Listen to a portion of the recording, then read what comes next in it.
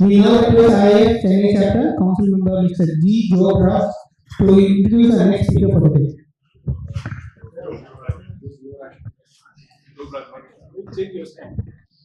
Thanks, Siddharth. And after post lunch, it will be very difficult for the presenter to present here. And after post lunch, I see a lot of questions shooting up. And I stand before you introduce the next speaker for the day.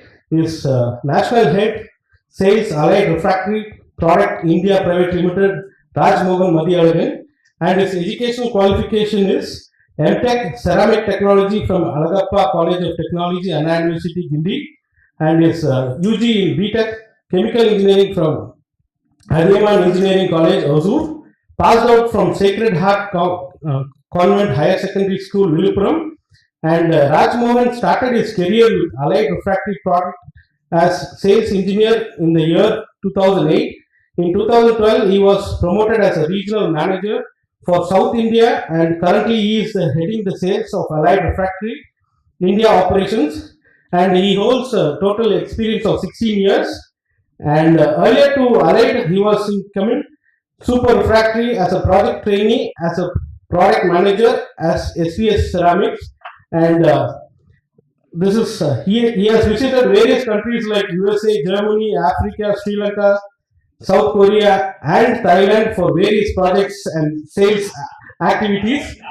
Yeah, and apart from that, he is a athlete, he is a hockey player, and he is a fitness freak. The beautiful flash and the backdrop is for you, Mr. Rajmohan. Welcome.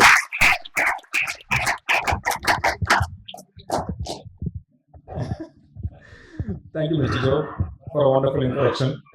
And as Joe said, actually, I think lunch approach, எல்லாரும் இன்டாக்டாக வச்சுக்கிறது ரொம்ப கஷ்டம். Mr. Sarash Chandra Kusigal actually did the job. Hope actually I'll continue the same. Okay. I think might be English and Tamil, I can mix it up actually, depending upon the situation. See, I don't want to run the presentation in the same format like a traditional way of how I do, like running the slides. I want to do it like more interactive, more question answer. Many people here are more into refractories, handling refractories on a day-to-day basis, actually. But not to my gurus, okay? These questions are not to my gurus. I have some gifts, so whom is going to answer properly, I can hand over the gifts to them, okay? So let us start with the question actually. So grout. When you come into grout, actually, do you believe grout plays an important role in the lifespan of a lining? And could you let me know, because yes and no answer is correct actually. So I want some explanation actually. So there should be some explanation of why yes.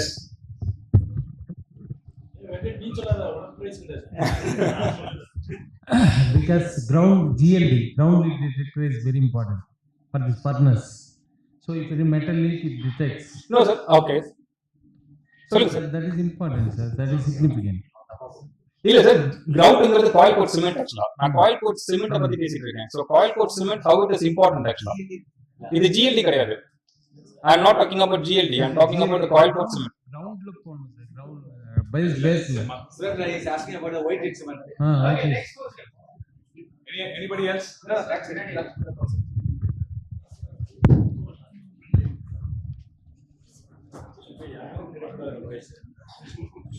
It plays a very important role in lifestyle because it holds the lining intact for a long period of time. Sir, actually, it's almost close, but not the exact answer, sir. Actually. So, any more tries? Yeah, he's there.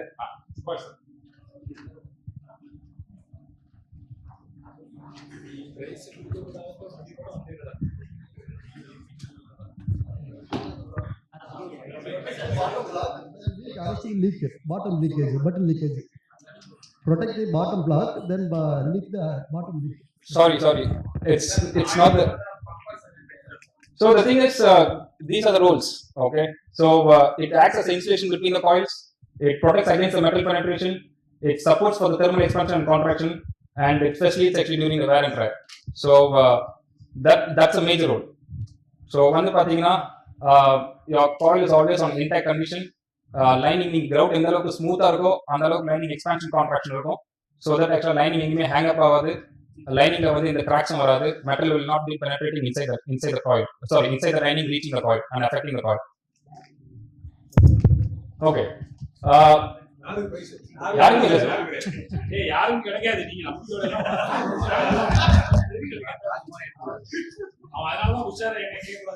Sir நான் உஷாரா எல்லாம் குருசி சொல்லிட்டேன் sir. I learned a lot from these people. I said no answer from them actually. Okay.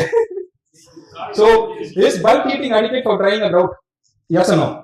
And with the explanation. Bulk is enough or not? Not okay. What happens?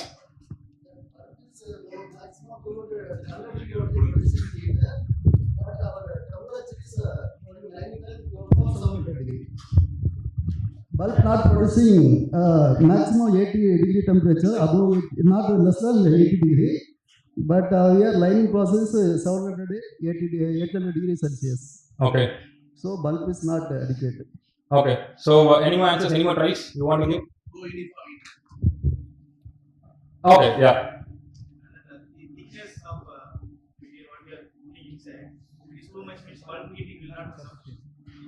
See, that is again you are saying that actually the thickness is less, bulk is sufficient. Again, actually it's not the case.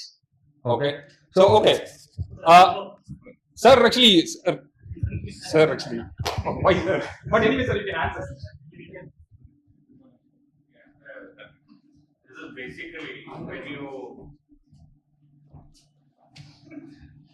give number. This is basically bulk heating is not adequate. This is wrong answer. No answer. So basically, we need to heat it up till beyond 500 degrees centigrade to hold up. So we need to provide a heater for that. So it is a close contact. So we need to control with a cycle of 24 hours to maintain that. So as per your GAD ratings, it will vary. It can go for 24 hours to 48 hours. So this is the right answer where we require heating coil for doing that. This is the wrong answer. Yeah, that's the thing, sir. Actually, thank you for the explanation, sir.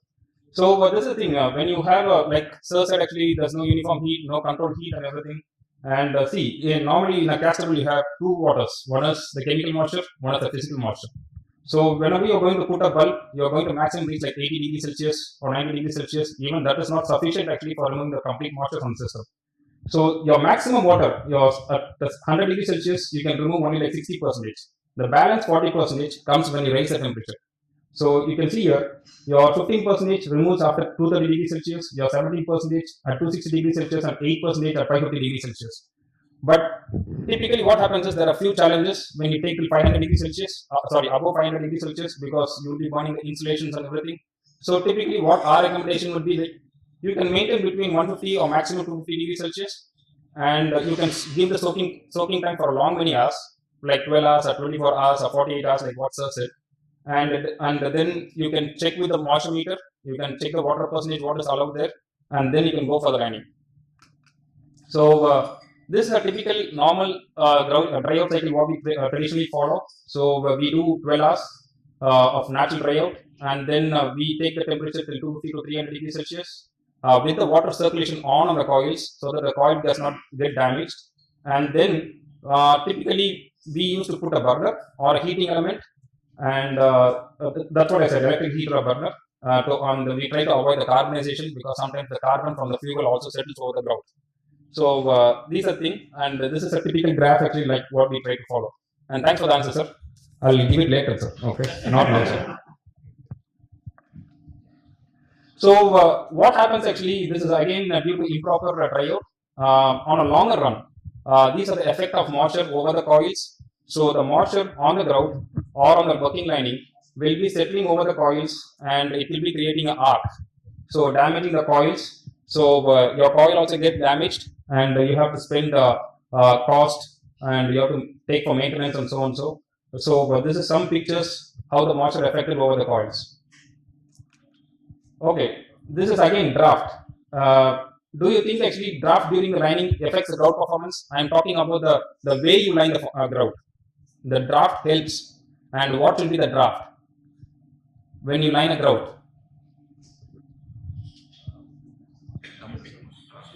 Lining grout கீழ இருந்து மேல வரைக்கும் எப்படி lining பண்ணுவீங்கன்னு கேக்குறேன் ஆக்சுவலா.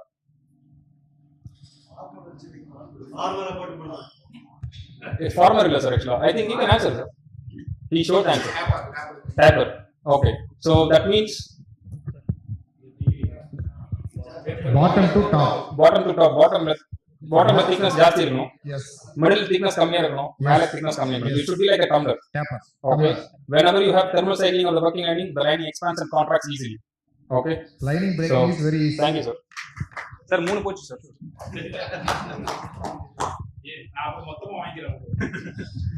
So this is what we call a positive drop. So the internal dia at the downside will be lesser, the middle portion will be a little bit wider, and the top side actually will be much wider for the lining to expand and contract much easily. And typically we ask actually whenever you engage actually for the large capacity furnaces like about 10 ton, even it can be engaged even for 5 ton furnaces. So we used to use these gauges kind of stuff like a wooden gauges. We used to mark the things and then we used to line it so that you have a better smooth grout surface for the lining to expand and contract without any hanging out. So if the grout is not proper, so what happens is, as I said, the lining hangs up. When you heat up, lining expand ஆகும், contract பண்ணும்போது contract ஆகாது actually. So எங்கெல்லாம் grout bulges இருக்கோ, smoothness இல்லையோ, அங்கெல்லாம் lining hang up ஆயிட்டு, then it create a crack. அது வந்து metal penetration ஆகும். So these are some pictures which talks about the effect of improper grout. Then coming to this, is proper grain sizing and addition of fibers important for grout quality? Yes or no? Grain sizing, on the material the grain sizing plus other fibers add பண்றது, good or bad, how it is affecting? Yes. Okay sir, any explanation? Sir, இன்னும் கொஞ்சம். Yes. Bonding effect ஆகும். Bonding எப்படி sir actually? அதாவது improper size வந்து bonding வந்து that means uniform bonding இருக்காது. Small size size grain mixing of the grain bonding better. Okay sir, actually நான் இன்னொரு ஆன்சர் கேட்கறேன். Like what will be the maximum grain size actually? What do you prefer? Line was up to 7 to 10 mm. Maximum 10 mm. இல்ல sir இல்ல. Grout sir. Okay. Grouting cement sir actually. Any more tries? Any more tries? Okay. Passing on to the answer. Grain sizing actually helps in proper packing between the coils and for attaining the smooth finish. So typically when we suggest actually whatever grout you are going to use, you try to select a grout actually which is around 2 mm is the maximum particle size. So typically in conventional cast irons use பண்றீங்க where your grain sizing is almost like 6 mm grain sizes. So what you do is sheet பண்ணிட்டு you try to engage actually for the coil customer. So இங்க நீங்க use பண்றது வந்து you are affecting the product design by removing the larger particles, and then you are using only a cement and a fine refractory. So maximum cement or fine refractory which will not be having a good strength actually on a long run, and அதனால உங்களுக்கு grouting அதிகமா crack ஆகும், அதிகமா damage ஆகும் whenever you are going for a wear and tear. Fibers, we add fibers actually on certain grout. The reason is there are two type of fibers, one is organic and one is inorganic. So both these fibers actually help you to have some strength, and also these fibers burn and give some porosity for the moisture to escape actually at the temperature whatever is set. So that's the reason actually we typically suggest actually grouts like 568. Okay, sorry, I should not use it. So grouts which has some grain sizing about 2 mm and with fibers. So does the quantity and quality of water used in grout mixing makes a difference? Yes or no? Quantity and quality of water used for mixing the grout makes a difference in the performance of the grout. Okay, any explanation?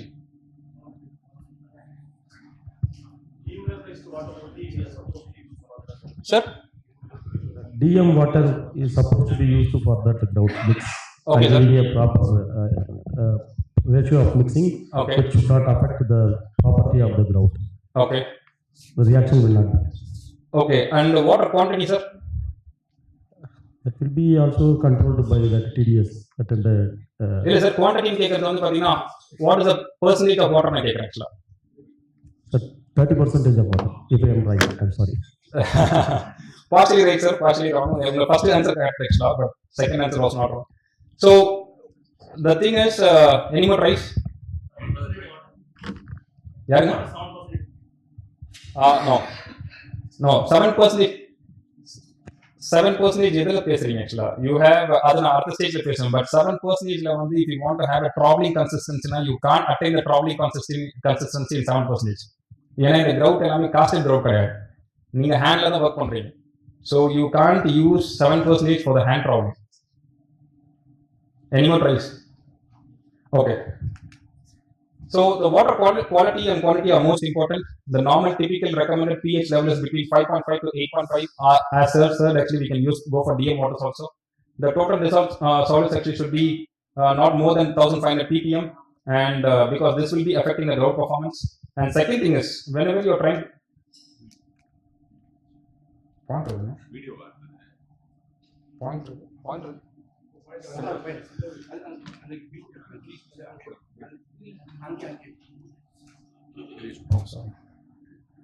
So whenever you are going to increase the water quantity in any castable I'm talking about, so this will be affecting your performance of the castable, either it's a grout or ladle mix or a pressure pour, whatever it is. So this is the optimum level. If you see this second point, that's the range, and this mark, what the line mark actually will be the optimum level. So anything further beyond this optimum level will be affecting your performance of your any type of castable. So typically வந்து பாத்தீங்கன்னா நீங்க conventional cement castables use பண்றீங்க அப்படின்னா 16 to 20% water add பண்ணாம உங்களால travel consistency கொண்டே வர முடியாது. But typically speaking, conventional castable வந்து பாத்தீங்கன்னா you should add only like 8% water. ஓகேங்களா? So there are very fantastic grouts in the market where these have been designed for 16% water content. So where you will not be losing the strength like what I'm talking about here. So நீங்க 16% வரைக்கும் comfortably add பண்ணலாம், travel பண்ணலாம், use பண்ணலாம் without affecting the properties. So that's what we always recommended. Use a proper grout material rather than using a conventional castables. Okay. So this is the thing with respect to the grout. When we come into the main working line, is boron oxide better than boric acid? Yes or no? Yes. Any answers? Any explanations? Why? Why boron oxide is better than boric acid?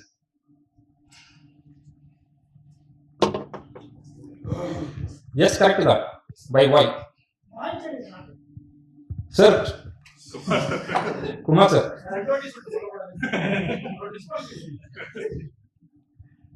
Bonding is good, pre-heating time is reduced. Illa, that's not the exact answer actually. Moisture is less. Okay, but how?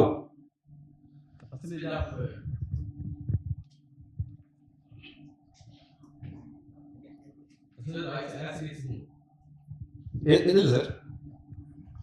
புரியல sir ஆக்சுவலா. Sir, moisture high, but எதிலும் கேக்குறேன். Maybe it will. Boric acid da, correct da. Boric acid is the right. No sir, boron oxide is the right answer. We already concluded that. Boron oxide is better than the boric acid. It will improve the maybe the mechanical strength, thermal resistance, like that. It will be. Okay sir, I'll step into the answer actually. Might be the thing is, boric acid actually this is a formula which is H3BO3. It's in hydrated form. Okay, it already has moisture in it. Okay, and the boron oxide is an anhydrous form, free of water. So boric acid is being put into a process to develop boron oxide where all the moisture is being removed actually, and then after the final process, boron oxide B2O3 is being added actually into the silica for the binding properties.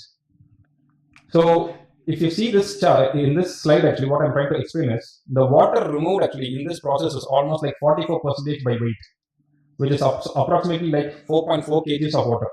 So if you take an example on 1 ton furnace, நீங்க அதுல வந்து பாத்தீங்கன்னா 550 kgs of running mass add பண்ணீங்கன்னா typically வந்து பாத்தீங்கன்னா நம்ம temperature range of 1500 degrees Celsius you will be engaging 1.3% of boric acid, which it will be like 7.1 kgs of boric acid. So if you consider 44%, that will be almost like 3.15 kgs of water which will be letting out from the system.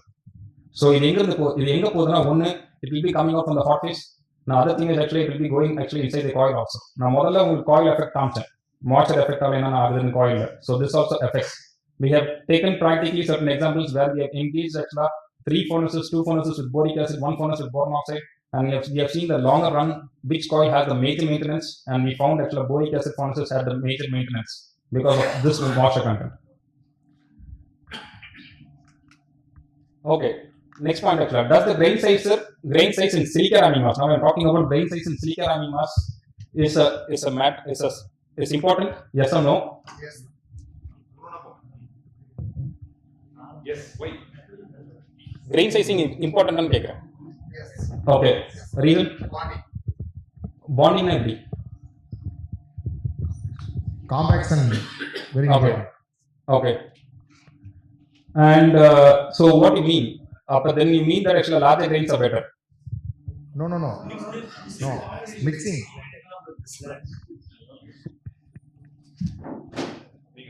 Two to 15 mm. Nanga? 2 to 15 mm. Mixing of grain size. Okay.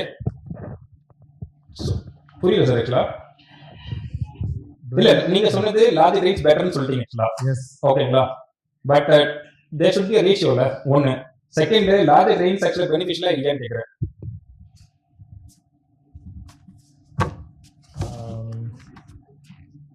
30% larger. Okay. Total. Okay. 40, 30 size percentage. 2 to 5 mm is 30%. 5 to 8 mm is 30%. Balance 40%. Okay. Almost near to that actually. Certain depending upon the source of raw material, pattern of silica, size of silica, angular, subangular, shape of silica, these ratio little bit changes here and there. Next point வந்து பாத்தீங்கன்னா large grain silica நீங்க 6 mm வரைக்கும் சொன்னீங்க actually. நான் 6 mm மேல போறேன்னு வெச்சுக்கோங்க. What will be the consequences? Whether this will be affecting the lining or it is going to be beneficial for the lining? Bonding is better. Yes, sir. Mixing up the better. Okay. The erosion of the grain is bigger. That's one thing is compaction, one thing is erosion. See, these are 3 types of market type. This is a new one which has come into medium grain size silica, which is average of 9 mm max. 6 mm மட்டுமே கிடையாது, we can go till 12.5 also on an average in a bag. நீங்க ஒரு பேக்கை பிரிச்சு பாத்தீங்கன்னா some grains can be a little bit bigger, but நீங்க average எடுத்து பாத்தீங்கன்னா the average will be like 12 mm, 12.5 mm, and இதுல வந்து பாத்தீங்கன்னா average will be 9, and இதுல வந்து பாத்தீங்கன்னா maximum 6 mm. So this is a traditional silica what we were using for many years, and then we started to use the large grain. Now we have brought in this medium grain silica also. Okay, as you rightly said, 2 answers were right. One is compaction, much better compaction. One is because of the surface area, more surface area, the erosion is much lesser actually in large grain silica compared to our traditional design of 6 mm particle size. So, but again, when you talk about the large grain silica, there are few challenges in large grain silica. I'm talking about 12.5 mm particle size, where patching, when you do the fresh lining, 2.5 above, in the lining thickness you can do LGS, which is large grain silica. Below 2.5 ponina, then you have to engage either 6 mm or MGS, now which is in the market. So the challenges for the LGS when you go for a patching or 1 inch lining patch is critical because the grain size is always on a higher side. So we need to engage either with MGS or the regular silica. So there are 2 things.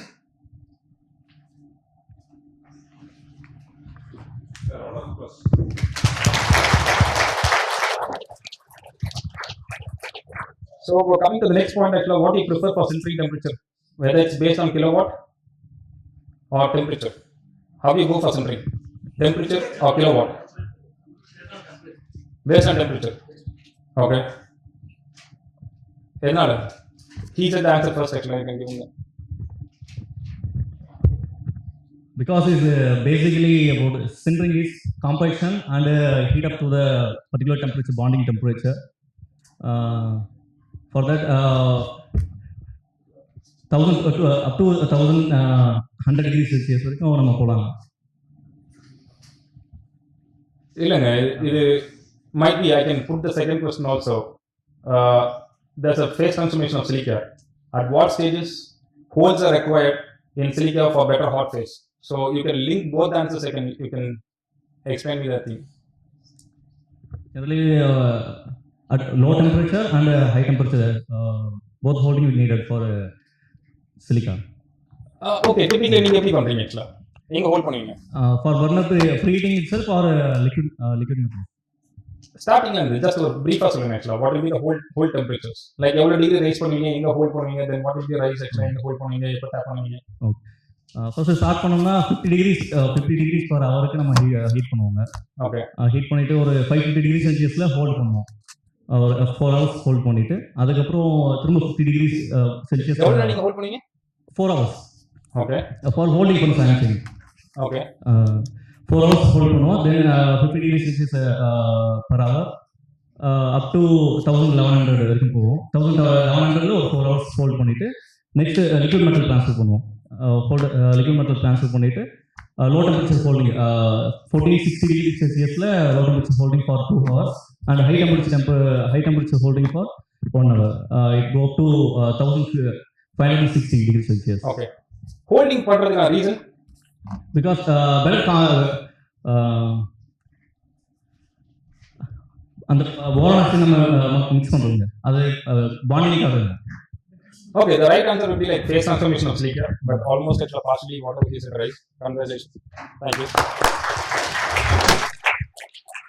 See, typically we recommend actually temperature based silica, but traditionally still actually only kilowatt based silica sintering is being followed. So we ideally say that okay, if you are not able to engage thermocouples for every heat or every sintering, then you should correlate with the kilowatt versus the temperature by putting a thermocouples inside the furnace at least every 6 months once. So 6 months once thermocouple ulla vachi run the sintering, correlate with the kilowatt and run it actually. So that's what here adha na solla vandha holding edhukaga pandrom appdi pathina meena in silica you have alpha quartz which will be converting to beta quartz at 570 degrees Celsius.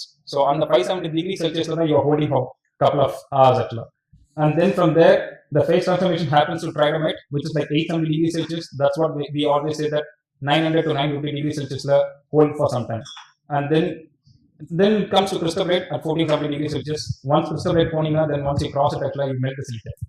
So typically speaking, these are the two areas where you need to maintain the temperature or hold. So 573 and 870 degrees Celsius, depending on your furnace capacity, you can maintain for 1 hour or 4 hours, whatever size it is. So then this is one critical area where you need to hold it for the better phase transformation and for better hot phase formation. So coming to top caps, so this attention to top cap is must. Now top cap னு சொல்றது வந்து பாத்தீங்கன்னா இந்த area சொல்றேன். நீங்க working lining பண்ண பிறகு மேல பண்றீங்க சில விஷயங்கள், அதுதான் நான் டாப் கேப்னு சொல்றேன். Is attention required to the top cap is must? Yes or no? Okay, sorry. Yes or no? Yes. Okay. So what is the reason behind it? Any explanation? Let us go a little bit faster. Okay. And what you prefer for top cap? Like நீங்க dryல பண்ணலாமா wetல பண்ணலாமா? Okay. Any explanation?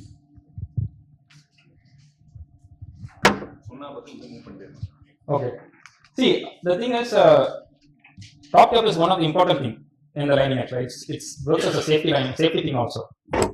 In the blue color போடுறத நான் top cap னு பேசுறேன் actually.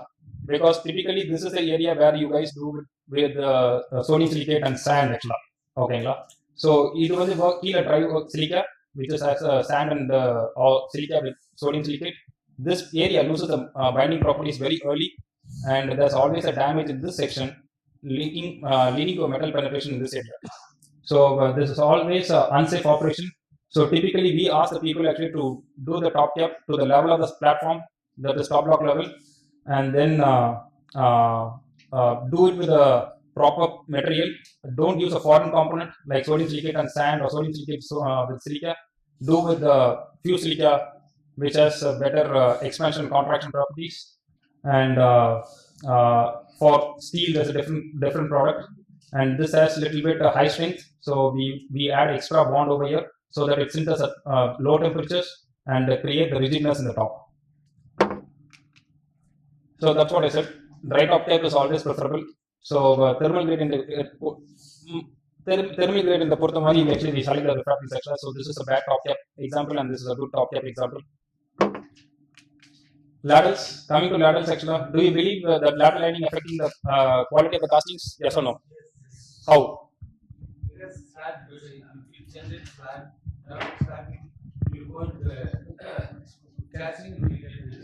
Okay. So okay, coming. So நீங்க slag சொல்றீங்க sir, what will be your preference actually for the working line? Working line நீங்க எதை போடணும்னு பாத்தீங்க actually? Sand போடணும்னு பாத்தீங்களா, brick போடணும்னு பாத்தீங்களா, castable போடணும்னு பாத்தீங்களா? What will be your preference? Castable. Okay. Let me go a little bit faster. So ஒரு good ladle பாத்தீங்கன்னா it should have less erosion. Wing it. Thank you. So better erosion, it should have better thermal shock resistance. It should be able to run for multiple shifts actually without breaking the lining. And then it should have a better heat containment between the furnace tappings and furnace. Lesser per ton of liquid metal transfer cost for long run, ease of lining, less manpower to maintain the ladle on long run. So is traditional method of ladle lining economical on a long run? Sand bricks is economical than a castable. Yes or no? Which is economical? Okay. Any explanations? Okay. Okay. Sir, உங்களுக்கு கொடுக்கணுமா sir? So as sir said actually like bricks and sand, bricks and conventional castable, sand and sodium silicate. These are okay to some extent, but now things have been changed actually, and sand has very lower strength. So mechanical abuse பண்ணும்போது நிறைய damages ஆகும், slag clean பண்ணும்போது நிறைய damages ஆகும், sand easily wash out ஆகும், getting into the castings along with the slag. So always actually sand is not preferred along, especially with the sodium silicate. And these are some advantages and disadvantages between a bricks and a castable lining. So you can see bricks have much advantages on like high strength. Alkali resistance actually, abrasion resistant, dry out will be much easier because there's no water involved actually, but limitations towards actually installation, joints are multiple actually, so there will be chances of metal penetration. You require skill work and more prone to thermal shock actually. So castables are much preferable, and then comes to vibratable also as a preferable option, which I'll be talking about in the next slides. So whether all castables are same, castable use பண்றீங்க, we are using a general term castable, whether every castable is same.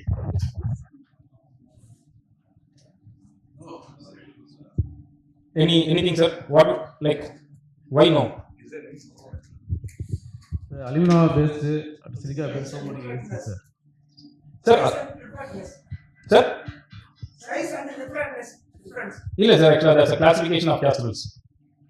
Alumina, most of the things are alumina. Right? This is a classification of castables. If you go with conventional castable, your CAO is almost like more than 2.5, and in low cement, actually, it's between 1 to 2.5. Ultra low is 0.2 to 1, and low cement actually it's less than 0.2. And how it affects? So I think the water percentage you can see underneath.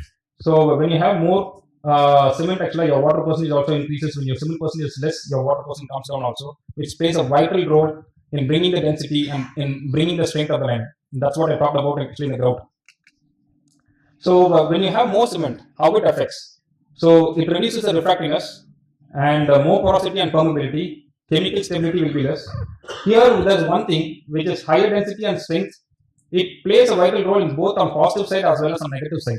Positive side in pathina, it has initial stages you have better strength and better density, but on a longer run, when you cross actually for certain tappings or certain amount of temperature, then it loses the density and the strength in a conventional based castables. So that's what actually depending upon the application we choose actually from these classification of castables what I mentioned here. For an example, whenever I'm going for pressure force and so on, so we go either with low cement or ultra low cement. Normally in most of the cases we don't go with conventional, we start from low cement castables. And this is again the porosity levels. In conventional castable, you can see the difference between the porosity levels. Conventional castable is almost like 20 to 30, low cement is 10 to 16, ultra low is 5 to 10, and no cement is almost like 3 to 5. So this makes a major difference in your strength of the working line. So So whether this is the only option what we have for Ladle, cement castables, or we have any other options? Castable மட்டும் தான் option இருக்கா, or do you have any other options? We have other option. Activities in that silica salt. Okay, almost there. That is possible, no? Yeah. So cement is not the only material. We have other materials also. Okay. Thank you, sir. So see, these are little bit of new generation where. So we have exothermic dry ladle mixes where the lining can be done as like a working lining, like silica lining, and then you put the heat, and within like half an hour it will set, and then you can remove the form. Might be, I'm not sure whether the video runs here. So you can light it up, and it has some exothermic particles, so that automatically it lightens up, and it's not required that actually you need to have a burner always there.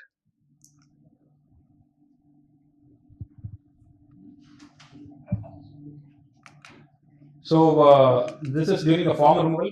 This is a dry work ladle.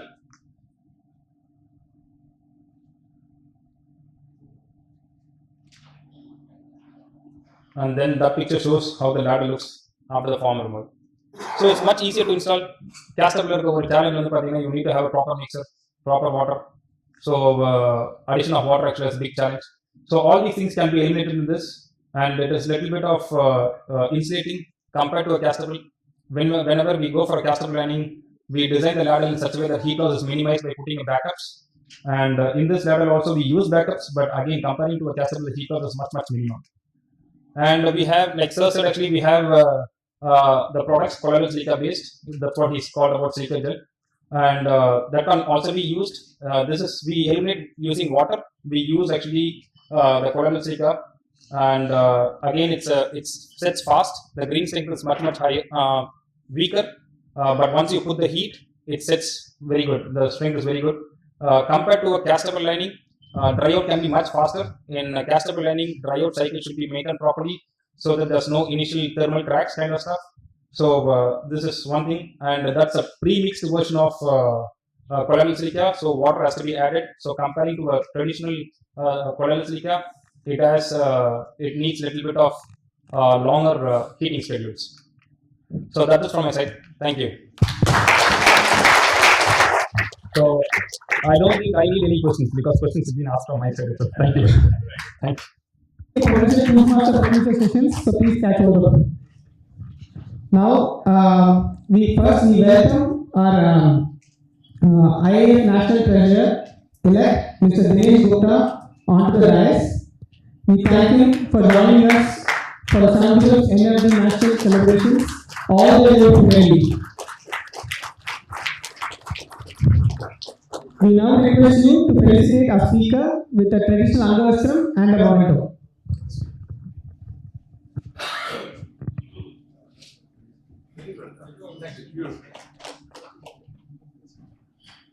I don't understand Tamil, but I got the gist of everything that you said.